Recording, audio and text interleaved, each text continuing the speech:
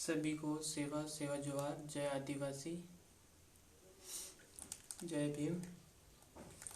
आज मैं पहली बार इस फेसबुक पर लाइव आया हूँ और मेरा इस फेसबुक पर लाइव आने का मतलब एक यही है कि हमारी जो आदिवासी समाज जो बहुत पिछड़े एवं जिसको अभी हमारे प्राकृतिक के बारे में कुछ भी नहीं पता है, उन सभी लोगों को मैं कुछ बातें बताना चाहता हूँ। जैसे हम आदिवासी प्राकृतिक पूजक होते हैं, ना कि कोई मूर्ति पूजक। तो आज मेरी सिर्फ यही छोटी सी टॉपिक है जिसमें मैं प्राकृतिक पूजक के बारे में, मतलब हमारे जल जंगल ज़मीन इनके बारे में बताऊंगा, ना कि मूर्ति पूजक के बारे में।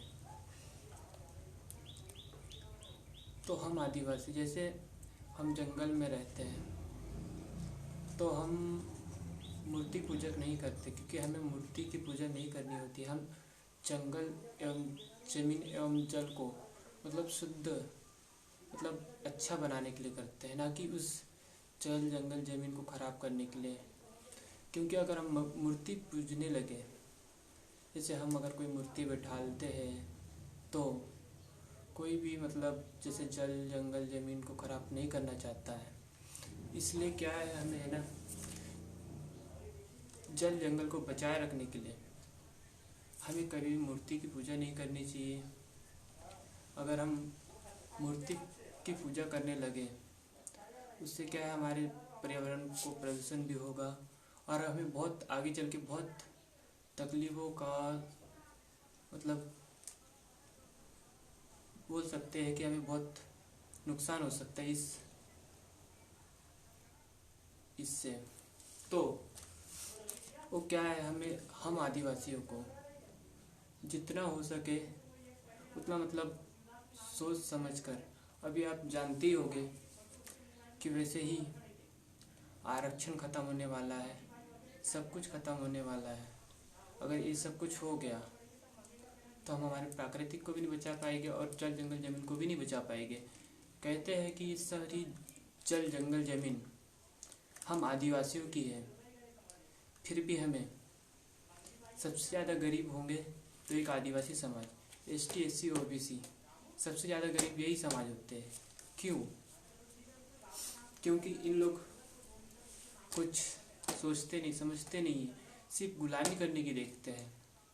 ऐसा क्यों हो रहा है हमारे साथ में? क्योंकि वो सिर्फ जल जंगल ज़मीन, मतलब इस गांव के अंदर से कभी बाहर निकलने की कोशिश ही नहीं किया उन लोगों ने। अगर बाहर की दुनिया को जानने की कोशिश करेंगे, जब भी तो कोई भी इंसान आगे बढ़ पाएगा। और वो इस बात से बेखबर है, वो जानना ही नहीं चाहता कि बाहर क्या हो रहा है, क्या नहीं हो रहा है। उसे मतलब नहीं है उस चीज़ों से। और आज उनके बच्चे को ना ड्यूटी लग रही है ना कुछ नहीं। क्यों?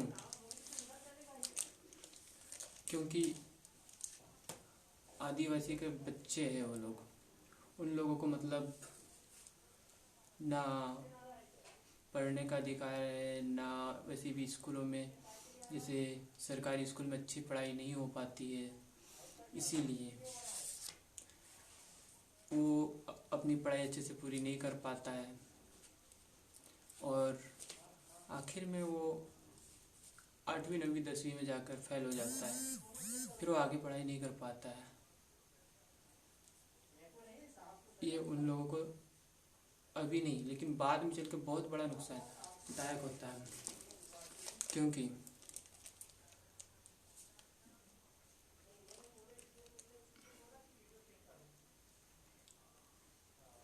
अभी जैसे कि हमारे झारखंड की बेलोसा बबीता कश्यप जो पत्तलगढ़ी आंदोलन चला रही थी, पत्तलगढ़ी आंदोलन चला के वो अपने जल जंगल ज़मीन को बचाने के लिए बहुत कोशिश कर रही थी। काफ़ी जगह उस झारखंड में करीबन 4000 कंपनियां डलने वाली थी। तो उस 4000 कंपनियों को ना डालने के लिए उन्हें हटाने के लिए उसने पत्तलगड़ी आंदोलन चलाया। हर जगह जा जाकर उसने पत्तलगड़ी आंदोलन चलाया। और आखिर में क्या, उसे इस समाज सेवक के रूप में मतलब उसने अच्छा काम किया, सब कुछ किया, लेकिन आखिरकार उसे इस सरकार ने गुजरात में उसे अरेस्ट कर लिया गया। आखिर क्यों? हमारे समाज में अगर कोई आगे बढ़ने की सोचता है तो उसे अरेस्ट करवा देते हैं, मतलब उसको समाज के बीच में जाने ही नहीं देते हैं। ऐसा क्यों होता है? और यही बहुत सी जगह चलते आ रहा है, क्योंकि वो हमारे ज़मीन पर कब्जा करना चाहते हैं। और अभी बेलोसब अभी तक सबको नक्सलाइट कहा गया है। आखिर वो नक्सलाइट कैसे हुई? क्या हमें हमारा हक अधिकार नहीं चाहिए? अगर हमारी माँ बहन बेटियाँ जैसे उनकी अगर इज्जत लूटती हो तो क्या हम उसे लूटने दे? नहीं ना। अगर हमारे ST SC OBC समाज की लड़कियाँ की अगर कहीं इज्जत लूट गई तो उसका कोई आवाज़ नहीं उठाएगा।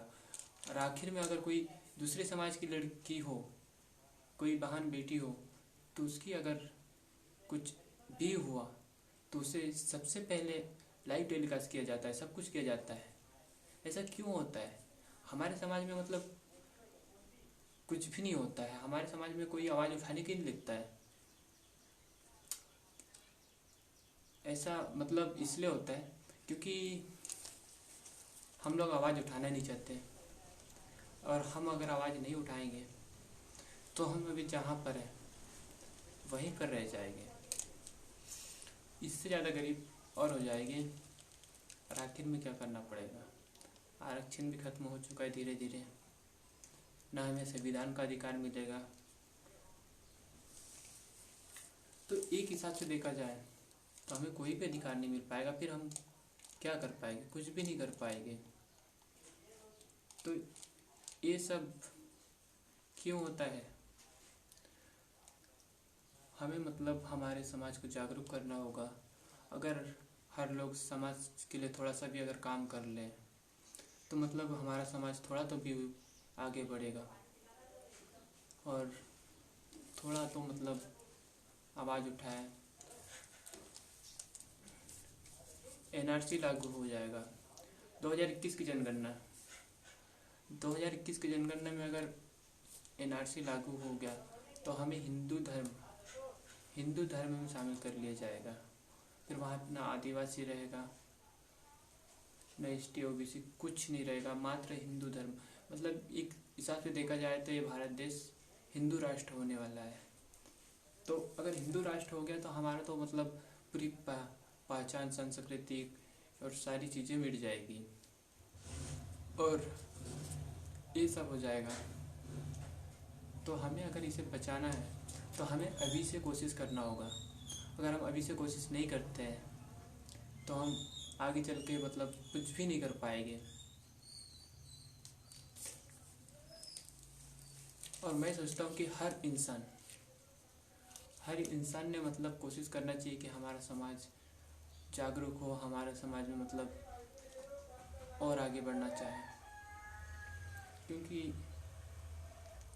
अगर हमारा समाज जागरूक नहीं हुआ तो हमें बहुत बड़ी मुसीबत का सामना करना पड़ सकता है।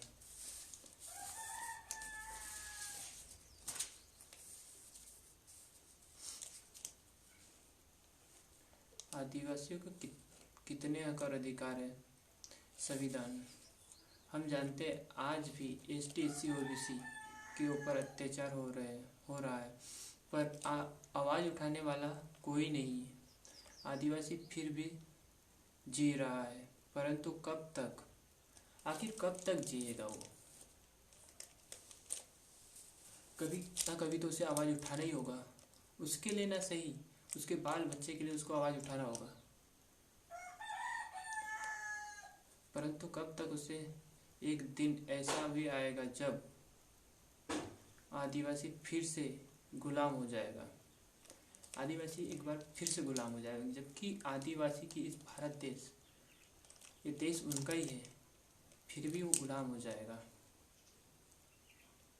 यदि संविधान खत्म होने दो तो वो दिन भी दूर नहीं।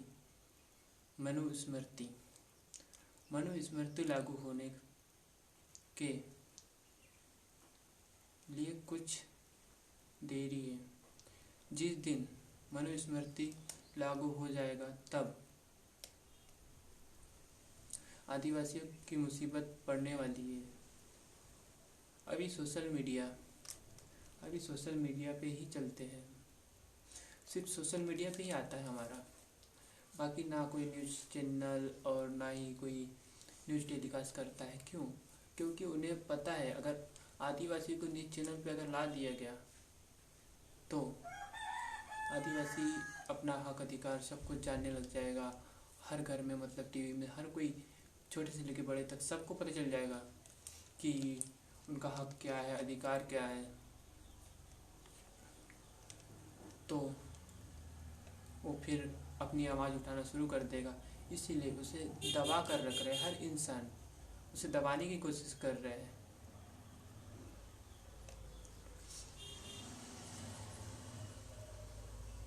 दो 2021 में संविधान हटकर मनुस्मृति लागू करने वाले हैं। आप सभी को आर्टिकल पढ़ना होगा, बहुत ही ज़रूरी है। अगर अपन आर्टिकल नहीं पढ़ेंगे तो हम कुछ नहीं कर पाएंगे। हमारे जैसे बुजुर्ग लोग से तो हम उतनी विनती नहीं कर पाएंगे, लेकिन हमारे जितने भी युवा साथी है, तो युवा साथी ने तो कम से कम इस बात की कोशिश करनी चाहिए कि हमें मतलब आर्टिकल, संविधान, सारी चीज़ों के बारे में जानना चाहिए। अगर हम आज संविधान के बारे में नहीं जानेंगे तो हम आगे चल के बहुत दिक्कत हो सकती है।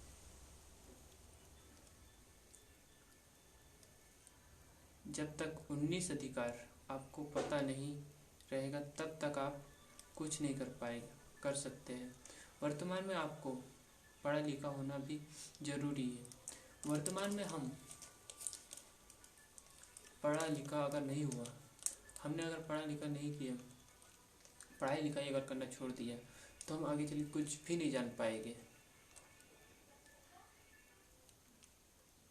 इसलिए रामायण, महाभारत और पुराण जैसी चीज़ों पे विश्वास करना छोड़ दो, क्योंकि रामायण महाभारत एक आर्टिकल अंधविश्वास है। ये अगर हम अंधविश्वास में जिएंगे तो आगे चल के हमें बहुत बहुत दिक्कतों का सामना करना पड़ता है।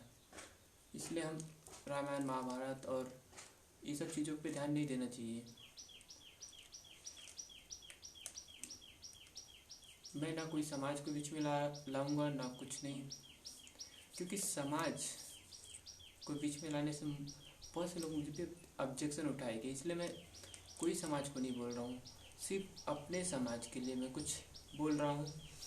तो हमें ये सब फालतू की चीज़ों पे विश्वास करना छोड़ना होगा।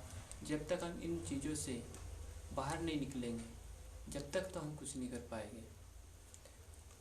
और ये सब करने के लिए हमें हमारे समाज को जागरूक करना ही होगा, क्योंकि अगर हम जागरूक नहीं कर पाएंगे तो हम जानते हैं कि आगे चल के क्या होने वाला है।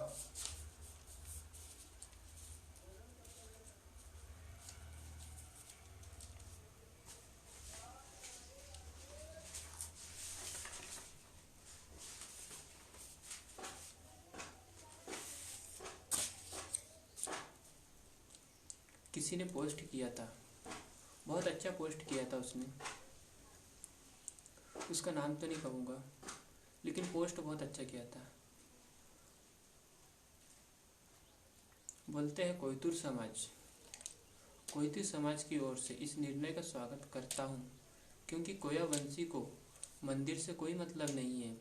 लेकिन कुछ ऐसे समाज होते हैं जिन्होंने आदिवासी लोग को जबरन में मंदिर में घुसाने की कोशिश करे तो पहले डंडे से पीटे, फिर गोली मार देना। जैसे कि आप पिछले कुछ सालों में कई मंदिरों में कर चुके हैं।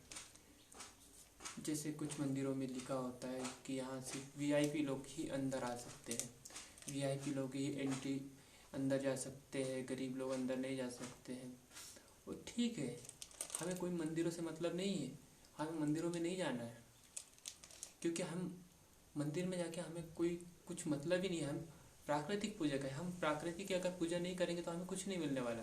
हम मूर्ति पूजक नहीं होते हैं, तो हमें मंदिरों से कोई मतलब नहीं है। और गुजरात में कुछ मंदिरों में 3-4 सालों से मंदिर के बोर्ड पर लिखा होता है वीआईपी लोग ही अंदर, मतलब आरक्षित लोग ही अंदर प्रवेश करें, अन्यथा अनारक्षित लोग मंदिर के अंदर प्रवेश ना करें। मंदिर में घुसने की अनुमति नहीं है। तो हमें इन सब चीज़ों से तो कोई मतलब ही नहीं है, क्योंकि हम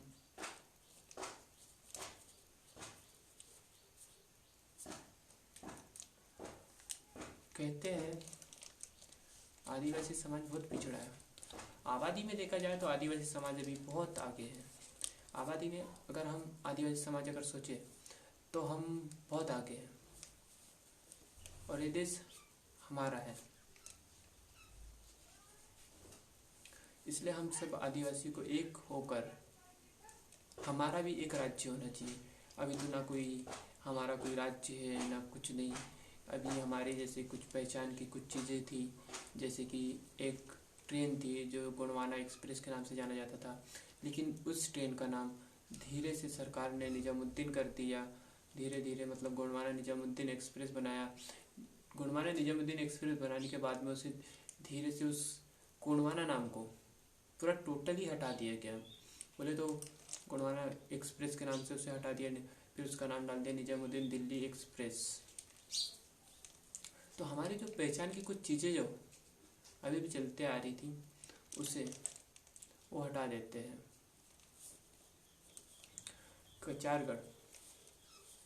कचारगढ़ के पीछे भी अभी बहुत से सरकार सोच रही है कि उसे एक पर्यटक स्थल दे दिया जाए। अगर पर्यटक स्थल दे दिया तो वहाँ पे मतलब और अन्य समाज बहुत से लोग जाना शुरू कर देंगे। ऐसा नहीं होना चाहिए। हमारी जो परंपरा रीति रिवाज जो हमने बचा के रखे हैं, तो हम उसे कैसे खो दें। आखिर हमारा भी तो कुछ अधिकार होता है। इसलिए हमें इन सब छोटी छोटी चीज़ों को जानना होगा और पहचानना होगा। हम अगर इन छोटी छोटी चीज़ों पे अगर विश्वास करना अगर शुरू करते हैं तो वो दिन दूर नहीं जब एक दिन आदिवासी का भी राज होगा, अपना खुद का एक राज्य होगा जिसे गोंडवाना लैंड के नाम से कहा जाता है। और हमारा मतलब ट्राइबल के नाम से मतलब हमारा एक धर्म कॉलम, हमें धर्म कॉलम क्यों नहीं दिया जा रहा है। अगर हमें धर्म कॉलम दे दिया जाए तो वो जानते हैं कि अगर इन्हें धर्म कॉलम दे दिया तो ये सारे जाति अपनी मतलब एक अलग पहचान बन जाएगी इन लोगों की। इसलिए हमें धर्म कॉलम नहीं दिया जा रहा है। आखिर ऐसा क्यों हो रहा है। तो हमें इन सब छोटी छोटी चीज़ों को जो है ना जानना पड़ेगा। जब तक हम इन छोटी छोटी चीज़ों को नहीं जान पाएंगे हम कुछ नहीं कर पाएंगे। और मेरी एक छोटी सी शुरुआत है। आज मैं पहली बार इस फेसबुक पे लाइव आया हूँ। हो सकता है मेरे से छोटी छोटी गलतियाँ भी होगी, बहुत सी मतलब चीज़ों पे गलतियाँ मुझे उतना नहीं पता, पर जितना मुझे पता है मैं उतनी चीज़ों पे बात कर रहा हूँ। क्योंकि मैंने एक छोटी शुरुआत की है अपने समाज को जागरूक करने के लिए, ताकि हमारा समाज जागरूक हो जाए और इन सब चीज़ों को जान पाए। अगर हम इन छोटी छोटी चीज़ों को नहीं जान पाएंगे तो हम कुछ भी नहीं कर पाएंगे। इन सभी छोटी छोटी चीज़ों को लेकर मैं आज की बात यही समाप्त करते हुए सभी को सेवा जोहार एवं जय आदिवासी, जय जोहार।